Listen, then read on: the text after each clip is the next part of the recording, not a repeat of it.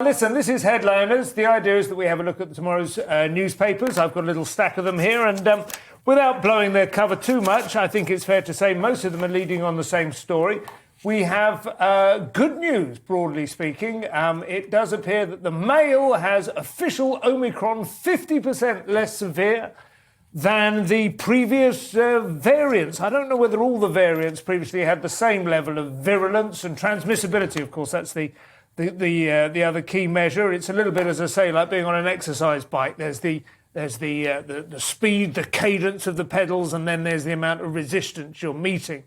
And Omicron is essentially proving to be very much more cadence. You're pedaling twice as fast, but you're meeting much less resistance. That's my way of thinking about it. Anyway, some scientists are saying it's basically a vaccine, and they're saying we should actually, instead of stopping travel, we should be encouraging travel and encouraging people to get this particular variant because it's much less severe, particularly in older people. The data coming from South Africa shows that it's much less severe, slightly more severe in younger people, which is more good news. I've got to go through the rest of the headlines before we have... The front pages are almost indistinguishable, to be honest. They all carry the same thing, but just to play fair and deal out the full deck before we get into the first game, the Telegraph also has Omicron hospital risk 2/3 lower, they're saying, instead of 50%. I don't know whether they're just trying to trump the Daily Mail's estimate. UK ponders fourth jab. God, already? I mean, the booster is barely warm in my wife's arm. I haven't even had mine yet. I've got lined up for the first week of Jan. Israel and Germany lead the way, it seems, although I don't really see that that's a particularly necessarily a good sign, because Germany have had a fairly torrid time of it lately. The Guardian leads with risk of hospital stay 40% lower with Omicron. So I think it's fair to say we're saying somewhere between 2/3 and 1/3. And data shows that they're saying 40%. Pledge to rest dial on female health care. And hundreds mark solstice in return to Stonehenge. That's quite an encouraging picture. Good old British hippies making a mess of Stonehenge.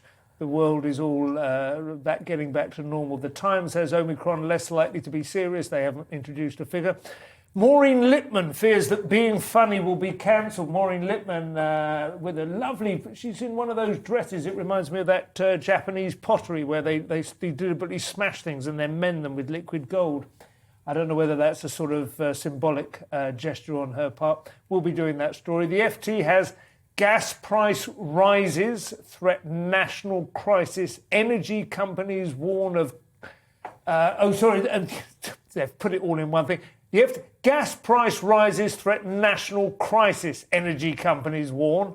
And COVID record pressure on Johnson rises. They don't seem to be as interested in the lack of virulence at the FT. The Independent has revealed social work visits by video call.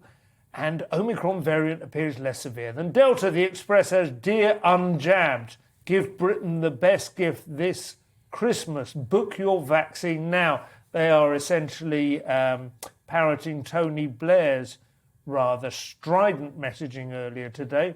And finally, we have the Daily Star, which has roads busiest for 5 years as train drivers set for chaotic strike.